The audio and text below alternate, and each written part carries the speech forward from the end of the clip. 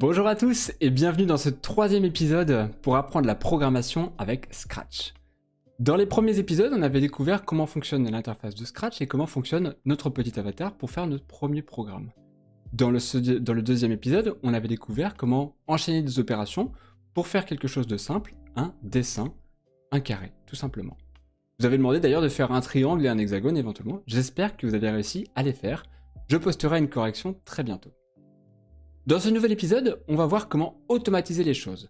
Alors, dans le deuxième épisode, quand on faisait un carré, on exécutait 100 pas en avant, 90 degrés vers la droite, 100 pas de nouveau, 90 degrés, etc. etc. C'était un petit peu répétitif, pas forcément passionnant.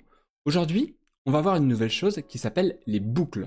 Les boucles, en informatique, ça vous permet de répéter un petit morceau d'un programme un certain nombre de fois, jusqu'à ce que le nombre de fois soit atteint, ou alors indéfiniment, si c'est la condition que vous y mettez, pour pouvoir répéter quelque chose sans avoir à le recopier ce nombre de fois. Donc par exemple, si vous voulez faire avancer de 100 pas, puis tourner de 82 degrés 4 fois, ça vous permettra de faire un carré, comme on avait fait l'autre fois. Donc, regardons tout de suite comment ça marche. Dans votre interface, on peut faire comme l'autre fois. On peut rajouter notre petit drapeau de départ, se remettre au 0 avec aller à X et Y 0, s'orienter à 80 degrés. Alors je vais un peu vite, je rajoute mon stylo. Donc ça, c'est ce qu'on avait fait l'autre jour au départ. Et là, j'attends une seconde. Ça, c'est notre situation de départ. Quand on clique sur le petit drapeau, on va à X et Y 0, on s'oriente à 90 degrés et on efface tout pour avoir notre point de départ. D'ailleurs, je pourrais même rajouter préparer le stylo en position d'écriture.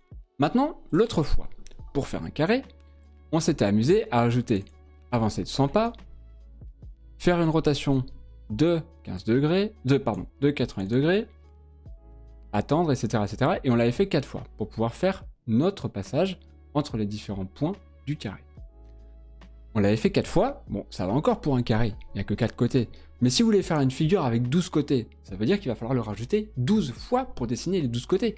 C'est long, c'est un petit peu pénible. Donc, ce qu'on va pouvoir faire aujourd'hui, ça va être la découverte dans le menu contrôle, dans la catégorie contrôle, de la boucle. La boucle, c'est un petit morceau qui ressemble à ça. Donc vous voyez, la boucle, elle va demander à ce qu'il y ait quelque chose au-dessus, donc on va arriver dans la boucle, puis on va pouvoir mettre des opérations après. Mais surtout, on peut mettre des opérations à l'intérieur de la boucle. Les opérations qu'on met à l'intérieur ici, c'est les opérations qui vont se répéter. Donc vous pouvez mettre ici qu'on répète, par exemple, tout ce qui est à l'intérieur 4 fois. Donc si je mets mes 100 pas en avant et mes 90 degrés sur la gauche, mon programme va faire ça. Il va commencer, puis il va exécuter avancer de 100 pas, puis il va exécuter tourner de 80 degrés, et quand il va arriver ici, il va remonter ici pour exécuter de nouveau ces opérations-là. Il va les faire une deuxième fois. Quand il arrive à la fin, il remonte encore une nouvelle fois, il les refait une troisième fois, puis de nouveau encore une fois pour les faire une quatrième fois. Et quand il les aura fait 4 fois, puisqu'on lui a demandé de répéter 4 fois, quand il les aura fait 4 fois, il passera à la suite du programme.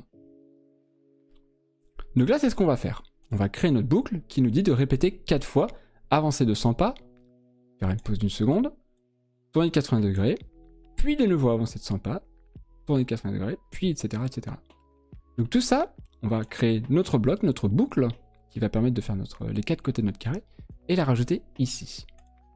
Et comme la dernière fois, quand il a fini, on va relever le stylo, et on va se téléporter.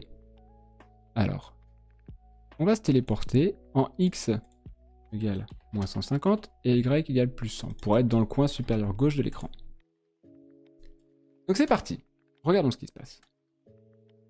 On est au début, et on voit que là, dans notre boucle, on est en train d'exécuter notre boucle. Vous voyez, notre petit bonhomme, il est en train de tourner à chaque fois, et il a fait son carré. Et au lieu d'avoir un programme qui était long comme la feuille d'exécution, on a un programme qui est bien plus court, puisqu'on avait besoin d'écrire que très brièvement, avancer de 100 pas, tourner de 80 degrés, et répéter ça sans arrêt. Alors là, c'est la première boucle, une boucle qui compte un certain nombre de fois. Il existe une autre boucle qui s'appelle la boucle répétée indéfiniment. La différence entre les deux, c'est que l'une va exécuter un certain nombre de fois les tâches qui sont à l'intérieur, tandis que l'autre va les répéter à l'infini. C'est-à-dire que vous voyez, il n'y a pas d'option, il n'y a pas de petit crochet en dessous qui permet de sortir, puisque une fois qu'on va rentrer dans la boucle, on va tourner à l'infini.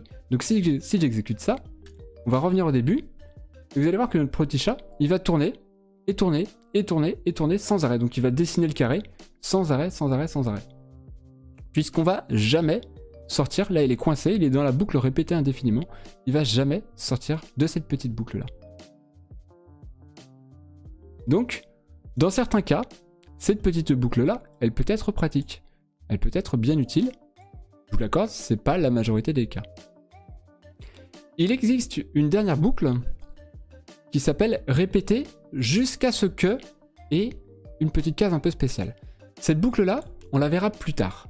C'est une boucle qui possède... Alors, l'événement qui est là, ça s'appelle la sortie. Et c'est une boucle qui possède une sortie conditionnelle. C'est-à-dire que la boucle va s'exécuter sans arrêt, sans arrêt, sans arrêt, sans arrêt. Sauf quand ici, on mettra une condition et que la condition devient vraie. Par exemple, quand j'appuie sur la barre espace, alors la boucle, elle s'arrête. Mais ça, on verra la semaine prochaine, les conditions. On verra à ce moment-là cette boucle un petit peu particulière. Voilà, c'est tout ce que je voulais vous montrer pour aujourd'hui. Juste comment réussir à faire des boucles et simplifier votre programme en faisant des morceaux plus simples. Ce que je vous propose, pour pratiquer un petit peu, ça va être de refaire votre programme triangle et votre programme hexagone, mais cette fois-ci en utilisant une boucle. Comme ça, normalement, votre long programme qui avait plein d'instructions qui se répétaient, surtout dans le cas de l'hexagone, normalement devrait être très raccourci, de manière à être beaucoup plus efficace, beaucoup plus facile à reproduire. Et vous pouvez même faire d'autres formes géométriques, comme un octogone avec 8 côtés, un décagone avec 10 côtés, de manière super simple, puisqu'il suffira juste de changer l'incrémentation de la boucle, le nombre de fois qu'on va passer dans la boucle, et l'angle qu'il faudra être fait à chaque fois, à chaque tour dans la boucle. Voilà, amusez-vous bien. D'ici là, je vous retrouve sur les différents réseaux sociaux où je suis, c'est-à-dire le blog, la chaîne Twitter et le Discord, où vous pouvez vous entraider. Il y a comme d'habitude la chaîne YouTube avec tous les épisodes précédents et les futurs épisodes à arriver. Si vous voulez être sûr de ne pas les rater, n'oubliez pas de vous abonner à la chaîne, et laisser un petit pouce pour aider la vidéo à être bonne niveau référencement. D'ici là, je vous souhaite bonne programmation et à bientôt. Salut, salut!